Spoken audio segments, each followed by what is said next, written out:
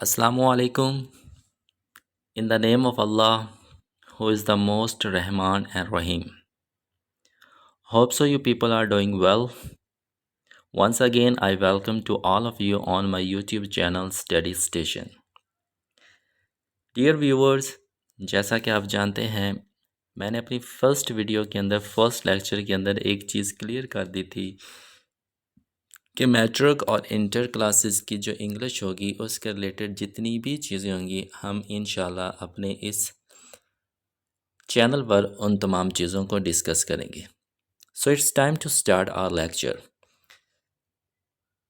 तो हम अपने इस लेक्चर को अपनी पहली क्लास 9th क्लास से स्टार्ट करेंगे। सो बिफोर स्टार्टिंग दिस एक चीज़ आपको अवेयर कराता चलूँ, आप भी शायद इस चीज़ को जानते होंगे कि इस दफ़ा 2025 के अंदर 9th क्लास और फर्स्ट ईयर क्लास की जो बुक्स हैं वो टोटली तौर पर चेंज हो चुकी हैं। 9th क्लास और फर्स्ट ईयर के सिलेबस है वो तकरीबन 70% टू 90% वो टोटली तौर पर चेंज हो चुका है। तो वो विल ट्राई कि उस नए सिलेबस के अकॉर्डिंग ही हम अपने लेक्चर्स को अरेंज करें। प्लस पॉइंट ये होगा कि हम अपने लेक्चर्स छोटे छोटे पार्ट्स के अंदर डिवाइड करके अपलोड किया करेंगे। एक तो इसका फ़ायदा ये होगा कि आप बोर नहीं फील करेंगे, और एक छोटी छोटी वीडियो क्लिप्स की सूरत में अगर आप देखेंगे तो आपको चीज़ें जल्दी याद हो जाएंगी। So without wasting of time let's discuss our first lecture. हम अपने इस लेक्चर के अंदर 9th क्लास की इंग्लिश का एक चैप्टर डिस्कस करेंगे। Basically that is not a chapter, rather it is a play. जी हाँ, 9th क्लास के अंदर इस दफ़ा एक चीज़ का एडिशन हुआ है, वो हुआ है प्ले का। नॉर्मली जो प्ले होता था वो फर्स्ट ईयर की क्लास के अंदर होता था, नहीं तो वो BS लेवल पे जाके ना प्ले का एडिशन किया करते थे। लेकिन इस चीज़ को एडवांस कर दिया गया है, अब 9th क्लास के अंदर भी उन्होंने एक प्ले को ऐड कर दिया है, और उसी प्ले को हम इंशाल्लाह अपने इस फर्स्ट लेक्चर के अंदर डिस्कस करेंगे। So without wasting of time let's begin. लेकिन इस लेक्चर को स्टार्ट करने से पहले it's request to like my channel, share this video, comment on this video, subscribe my channel and don't forget to press the bell icon. अगर आप इस तरह से सपोर्ट करेंगे तो इंशाल्लाह हम इस तरह की और भी मज़ेदार और इंटरेस्टिंग और इन्फॉर्मेटिव वीडियोस बनाते रहेंगे। So let's come to our first slide. सबसे पहले हम इस लेक्चर के अंदर जिन चीज़ों को डिस्कस करेंगे, जस्ट हैव अ लुक। हम इस लेक्चर के अंदर 4 चीज़ों को डिस्कस करेंगे। Number 1, what is play. एक प्ले क्या होता है। अगर इसको आप वर्ब के तौर पे लेंगे तो इसका और मतलब है, लेकिन लिटरेचर के अंदर, इंग्लिश लिटरेचर के अंदर इस वर्ड को देखेंगे तो इसका मतलब और है। क्या चीज़ है वो will discuss later. Number 2 is what is one act play. अब प्ले के अंदर ही एक टाइप आ जाती है one act play. One act क्या होता है, क्योंकि 9th क्लास के अंदर जो प्ले आया वो वन एक्ट प्ले आया, तो ये क्या होता है वो भी हम थोड़ी देर तक इसको डिस्कस करते हैं।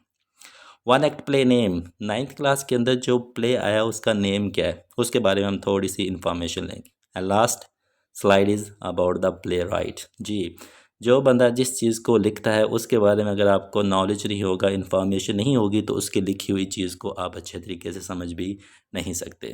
तो जिस बंदे ने one act play 9th class के अंदर लिखा है उसकी बायोग्राफी और उसकी ज़िंदगी के बारे में हम चीज़ों को डिस्कस करेंगे, ताकि उसका जो लिखा हुआ वर्क है वो आप उसको अच्छे तरीके से अंडरस्टैंड कर सकें। So let's come our first slide. Our first slide is what is a play. एक प्ले क्या होता है।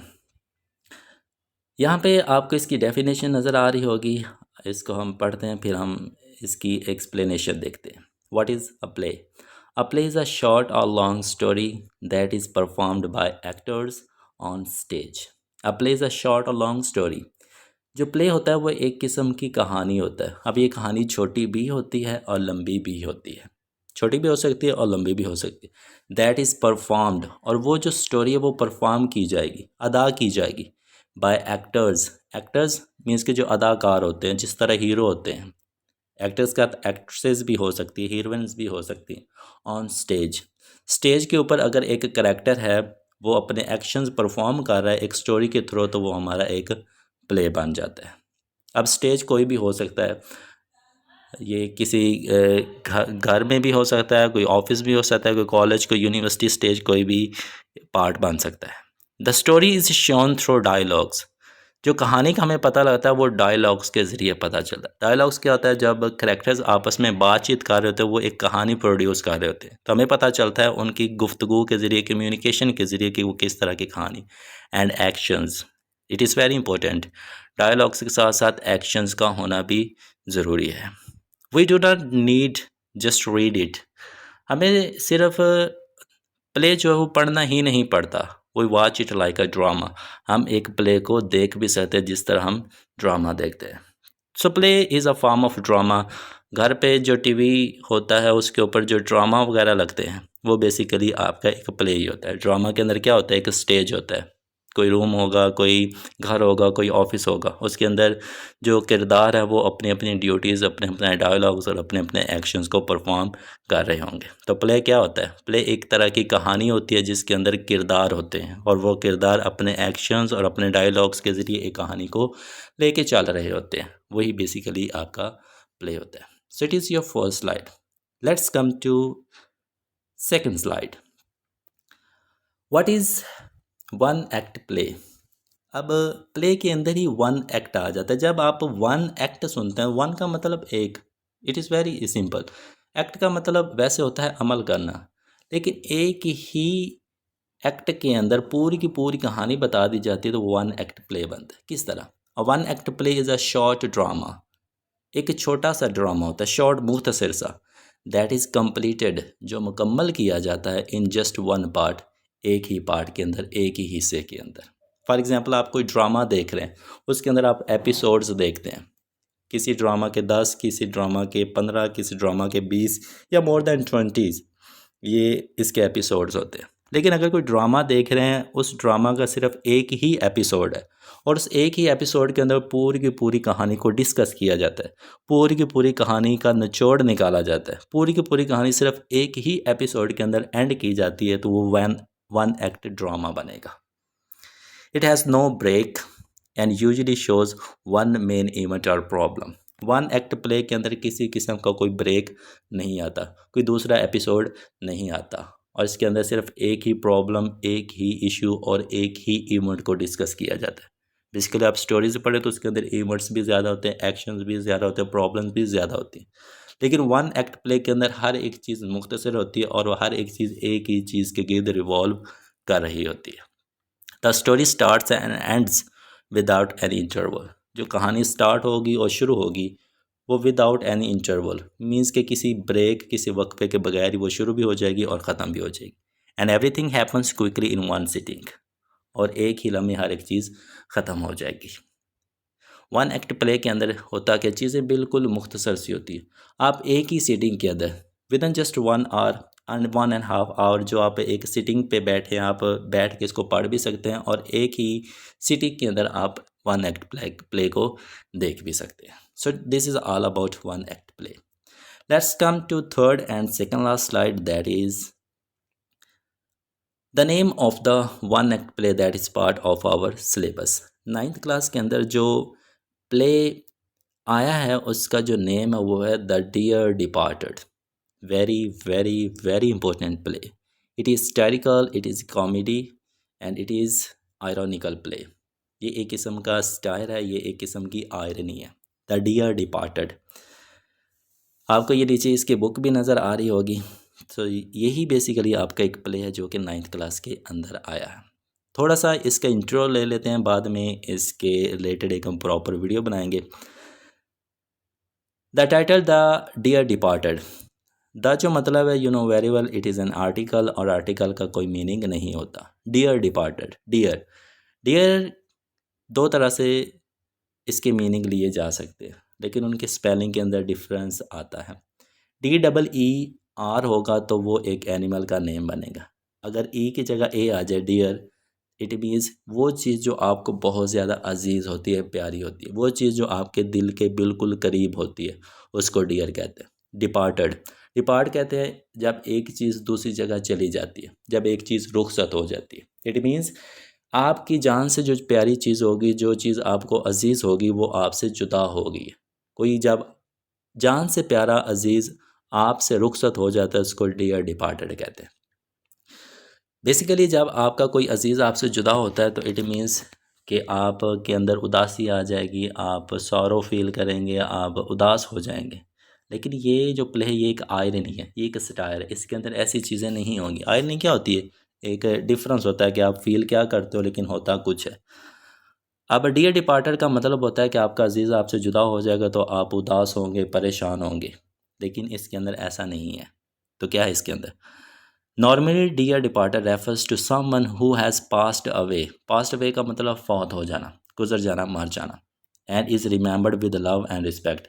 अगर कोई जान से प्यारा, जान से अजीज़ बंदा इस दुनिया से रुखसत हो चुका है तो इट मीन्स कि आप उसे ज़्यादा मोहब्बत करना शुरू हो जाएंगे, क्योंकि वो आपसे जुदा हो चुका है, और आप उसको रिस्पेक्ट देना भी शुरू हो जाएंगे। नॉर्मली ये कंसिडर किया जाता है। लेकिन ये जो प्ले है ये एक आयरनी है, ये एक स्टाइल है। इसके अंदर जो चीज़ें होंगी वो उल्ट चलेंगी। But in this play the phrase is used. Phrase is related to grammar. जब हम ग्रामर का पोर्शन स्टार्ट करेंगे तो ये सारी चीज़ें उसके अंदर हम डिस्कस कर लेंगे। Because the family member do not show true love for the departed grand father दादा जान। इट मीन्स कि एक फैमिली है, फैमिली के अंदर दादा जान है, ग्रैंड फादर है, और वो सबको अजीज़ हैं, सबको डियर हैं। लेकिन वो जब दादा जान इस दुनिया से रुखसत होते हैं, मीन्स के फौत हो जाते हैं, तो उनके रिलेटेड दादा जान की रिस्पेक्ट और लव बढ़ना चाहिए था। लेकिन उनकी जो अटेंशन है वो किसी और तरफ डाइवर्ट हो जाती है। उनकी जो इज़्ज़त और मोहब्बत होती है उसकी बजाय जो फैमिली मेम्बर्स के लिए दादा जान की वेल्थ होती है, या जो उनकी दौलत होती है, या जो उनकी बिलोंगिंग्स होती है, वो सारी की सारी अटेंशन उनकी उस तरफ चली जाती है। That's why it is an irony.